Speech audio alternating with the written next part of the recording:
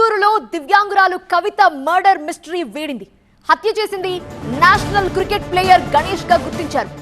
గత నెల 31న కవిత కనిపించడం లేదంటూ టూ టౌన్ పిఎస్ లో ఫిర్యాదు అందింది.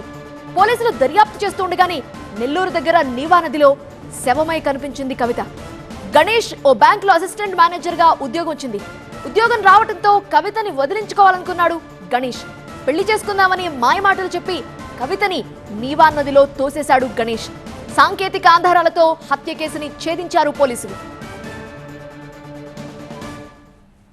గణేష్ ఎస్బీఐ అసిస్టెంట్ మేనేజరు అన్ఎంప్లాయ్గా ఉన్నప్పుడు ఆ అమ్మాయిని మ్యారేజ్ చేసుకోవడానికి ఇష్టపడినాడు. అతనికి ఎప్పుడైతే జాబ్ వచ్చిందో తర్వాత ఆమెని చేసుకోవడానికి ఆమె వయసు ఎక్కువ, నా వయసు తక్కువ అనే ఒక రీజన్తో అతను రిక్వెంట్గా రిఫ్యూజ్ చేశాడని.